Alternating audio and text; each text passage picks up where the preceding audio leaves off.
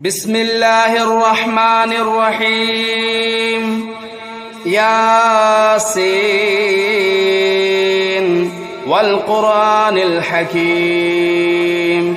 إنك لمن المرسلين على صراط مستقيم تنزيل العزيز الرحيم لتنذر قوما ما أنذر آباؤهم فهم غافلون لقد حق القول على أكثرهم فهم لا يؤمنون إنا جعلنا في أعناقهم أغلالا فهي إلى الأذقان فهم مقمحون وجعلنا من بين أيديهم سدا ومن خلفهم سدا فأغشيناهم فهم لا يبصرون وسواء عليهم أنذرتهم أم لم تنذرهم لا يؤمنون إنما تنذر من اتبع الذكر وخشي الرحمن بالغيب فبشره بمغفرة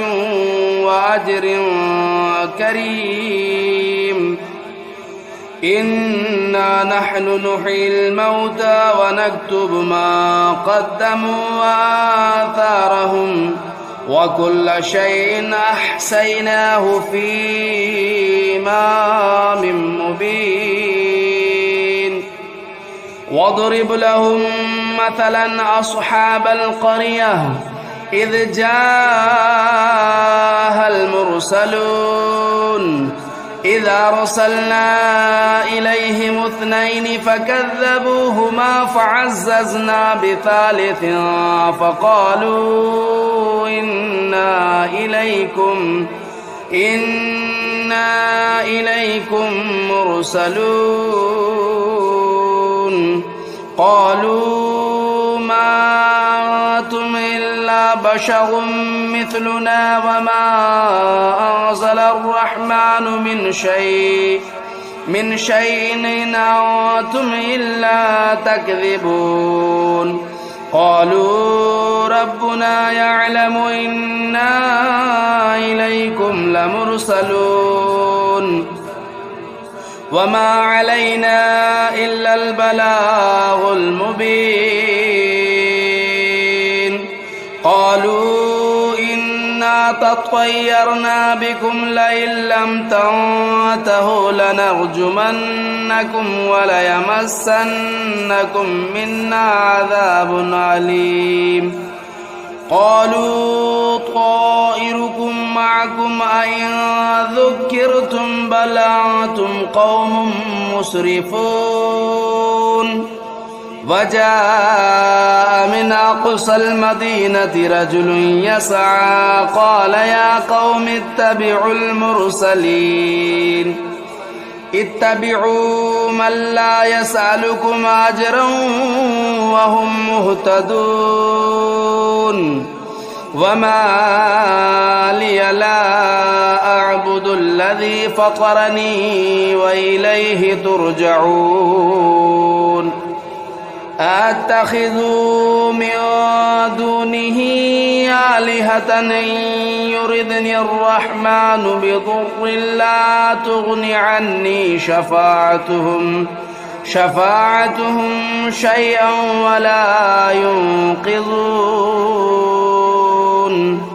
إني إذا لفي ضلال مبين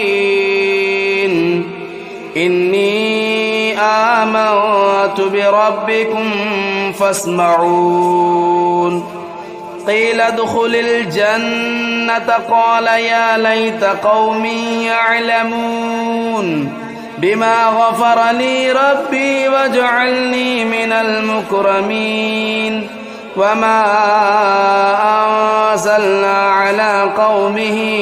من بعده من جود من السماء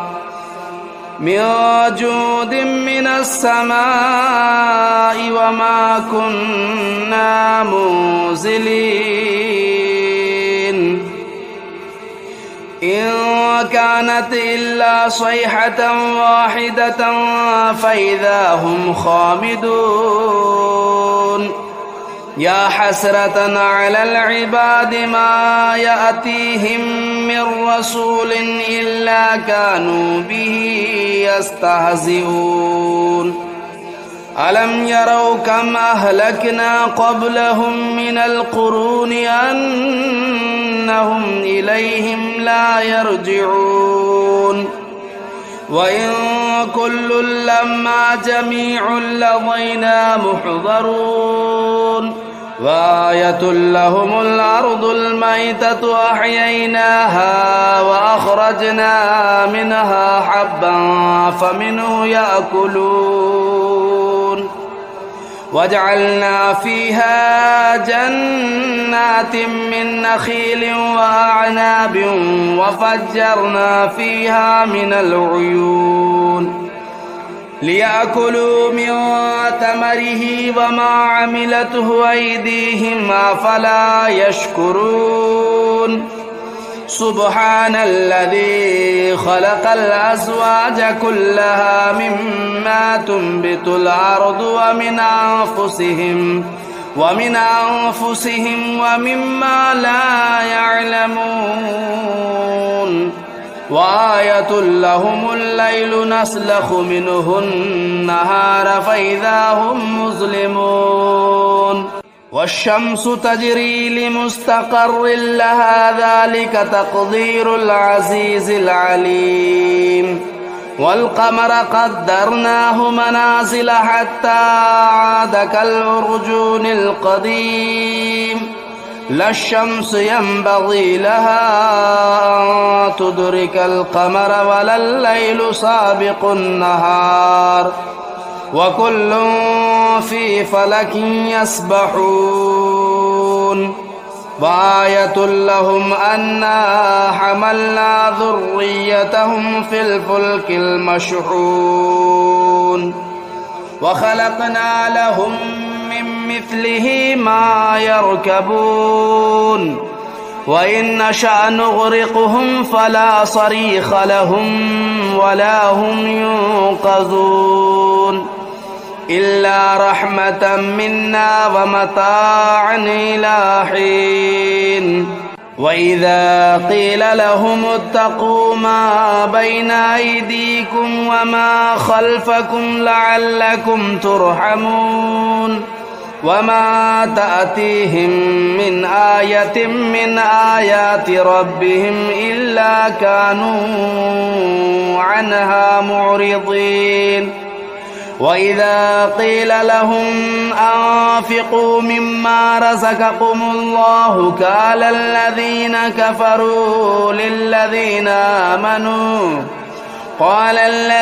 كفروا للذين آمنوا أنطعم من لو يشاء الله أطعمه إن أنتم إلا في ضلال مبين ويقولون متى هذا الوعد إن كنتم صادقين ما ينظرون إلا صيحة واحدة تأخذهم وهم يخصمون فلا يستطيعون توصية ولا إلى أهلهم يرجعون ونفخ في الصور فإذا هم من الأجداث إلى ربهم ينسلون قالوا يا ويلنا من بعثنا من مرقدنا هذا ما وعد الرحمن وصدق المرسلون إن كانت إلا صيحة واحدة فإذا هم جميع لدينا محضرون فاليوم لا تظلم نفس شيئا ولا تجزون إلا ما كنتم تعملون إن أصحاب الجنة اليوم في شغل فاكهون هم وأزواجهم في ظلال على الأرائك متكئون لهم فيها فاكهة ولهم ما يدعون سلام قولا من رب رحيم وامتازوا اليوم أيها المجرمون ألم أعهد إليكم يا بني آدم ألا تعبدوا الشيطان إنه لكم عدو مبين وأن اعبدوني هذا صراط مستقيم ولقد أضل منكم جبلا كثيرا أفلم تكونوا تعقلون هذه جهنم التي كنتم توعدون اصلوها اليوم بما كنتم تكفرون اليوم نختم على أفواههم وتكلمنا أيديهم وتشهد أرجلهم بما كانوا يكسبون ولو نشاء لطمسنا على أعينهم فاستبقوا الصراط فأنى يبصرون ولو نشاء لمسخناهم على مكانتهم فما استطاعوا مضيا ولا يرجعون ومن نعمره ننكسه في الخلق أفلا يعقلون وما علمناه الشعر وما ينبغي له إن هو إلا ذكر وقرآن مبين لينذر من كان حيا ويحق القول على الكافرين أولم يروا أنا خلقنا لهم مما عملت أيدينا أنعاما فهم لا مالكون وذللناها لهم فمنها ركوبهم ومنها يأكلون ولهم فيها منافع ومشارب أفلا يشكرون واتخذوا من دون الله آلهة لعلهم ينصرون لا يستطيعون نصرهم وهم لهم جند محضرون فلا يحزنك قولهم إنا نعلم ما يسرون وما يعلنون أولم ير الإنسان أنا خلقناه من نطفة فإذا هو خصيم مبين وضرب لنا مثلا ونسي خلقه قال من يحيي العظام وهي رميم قل يحييها الذي أنشأها أول مرة وهو بكل خلق عليم الذي جعل لكم من الشجر الأخضر نارا فإذا أنتم منه توقدون أوليس الذي خلق السماوات والأرض بقادر على أن يخلق مثلهم بلى وهو الخلاق العليم إنما أمره إذا أراد شيئا أن يقول له كن فيكون فسبحان الذي بيده ملكوت كل شيء وإليه ترجعون بسم الله الرحمن الرحيم الرحمن علم القرآن خلق الإنسان علمه البيان الشمس والقمر بحسبان والنجم والشجر يسجدان والسماء رفعها ووضع الميزان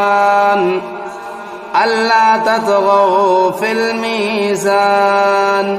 وأقيموا الوزن بالقسط ولا تخسروا الميزان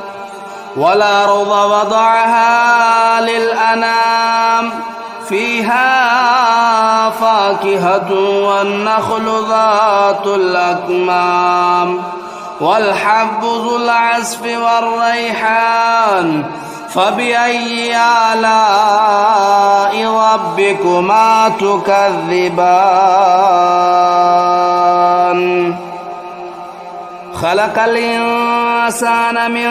صلصال كالفخار وخلق الجان من مارج من نار فبأي آلاء ربكما تكذبان رب المشرقين ورب المغربين فبأي آلاء ربكما تكذبان مرج البحرين يلتقيان بينهما برزخ لا يبغيان فبأي آلاء ربكما تكذبان يخرج منهما اللؤلؤ والمرجان فبأي آلاء ربكما تكذبان وله الجوار المنشآت في البحر كالأعلام فبأي آلاء ربكما تكذبان كل من عليها فان ويبقى وجه ربك ذو الجلال والإكرام فبأي آلاء ربكما تكذبان يسأله من في السماوات والأرض كل يوم هو في شأن فبأي آلاء ربكما تكذبان سنفرغ لكم أيها الثقلان فبأي آلاء ربكما تكذبان يا معشر الجن والإنس إن استطعتم أن تنفذوا من أقطار السماوات والأرض فانفذوا لا تنفذون إلا بسلطان فبأي آلاء ربكما تكذبان يرسل عليكما شواظ من نار ونحاس فلا تنتصران فبأي آلاء ربكما تكذبان فإذا انشقت السماء فكانت وردة كالدهان فبأي آلاء ربكما تكذبان فيومئذ لا يسأل عن ذنبه إنس ولا جان فبأي آلاء ربكما تكذبان يعرف المجرمون بسيماهم فيؤخذوا بالنواصي والأقدام فبأي آلاء ربكما تكذبان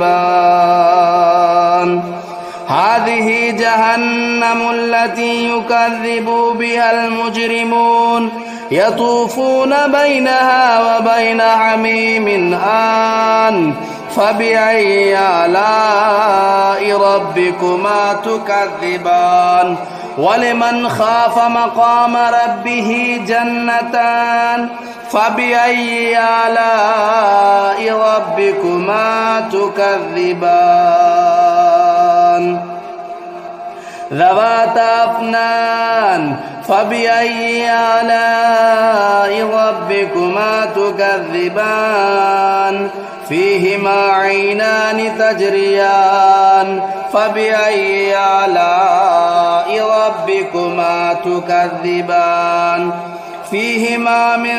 كل فاكهة زوجان فبأي آلاء ربكما تكذبان متكئين على فرش بطائنها من استبرق وجنى الجنتين دان فبأي آلاء ربكما تكذبان فيهن قاصرات الطرف لم يطمثهن إنس قبلهم ولا جان فبأي آلاء ربكما تكذبان كأنهن الياقوت والمرجان فبأي آلاء ربكما تكذبان هل جزاء الإحسان إلا الإحسان فبأي آلاء ربكما تكذبان ومن دونهما جنتان فبأي آلاء ربكما تكذبان مدهامتان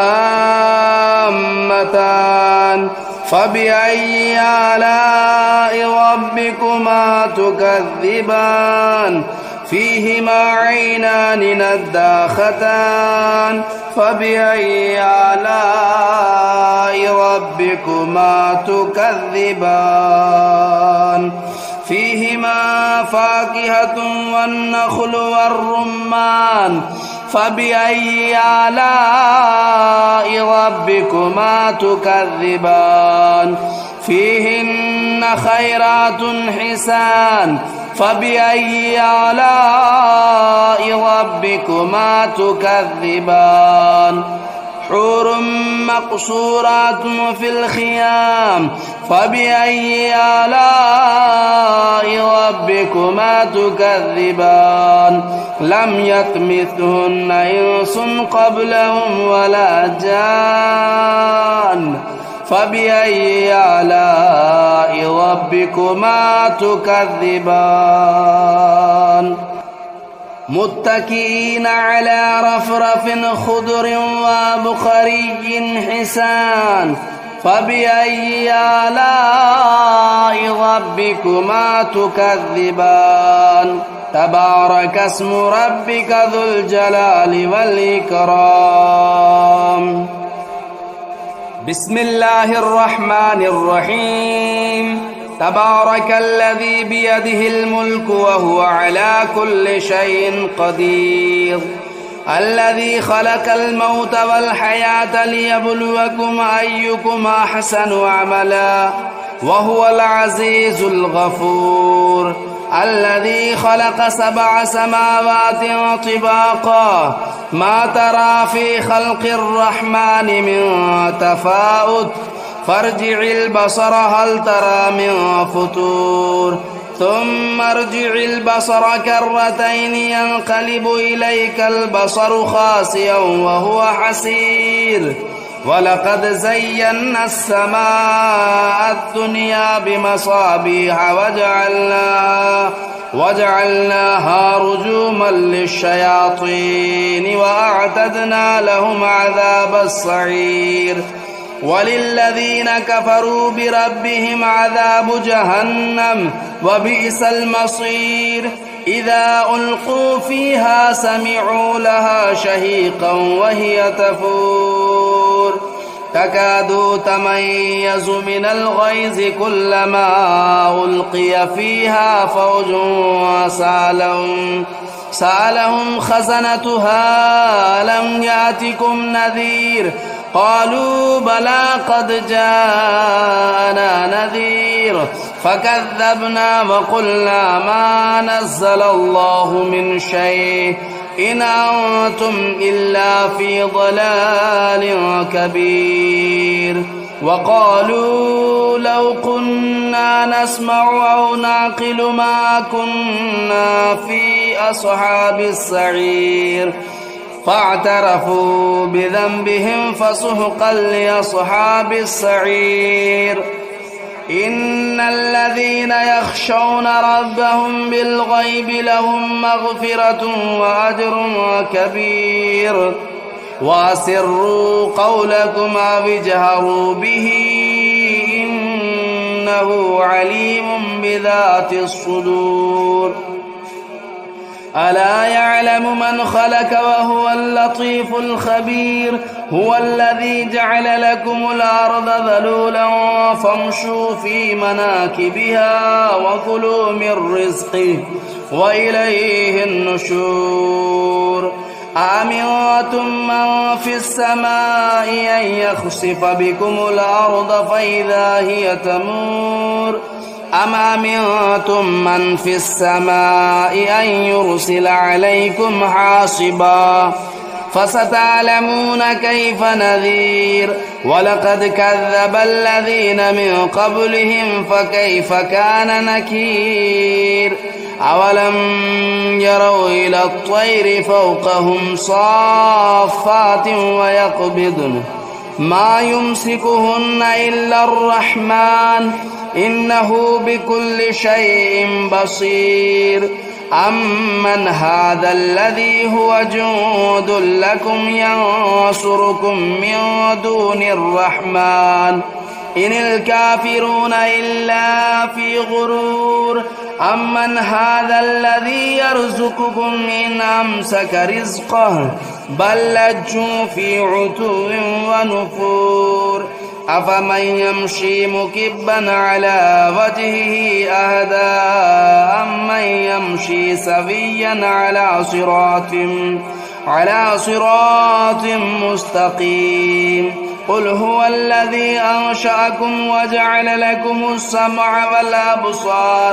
والأبصار والأفئدة قليلا ما تشكرون قل هو الذي ذرأكم في الأرض وإليه تهشرون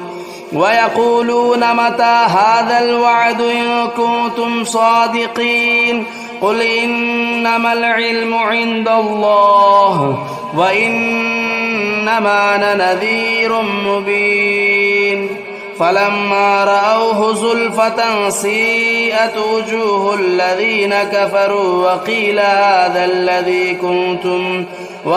هذا الذي كنتم به تدعون قل أرأيتم إن أهلكني الله ومن معي أو رحمنا فمن يجير الكافرين من عذاب أليم قل هو الرحمن آمنا به وعليه توكلنا فستعلمون من هو في ضلال مبين قل أرأيتم إن أصبح ماؤكم غورا فمن يأتيكم بماء معين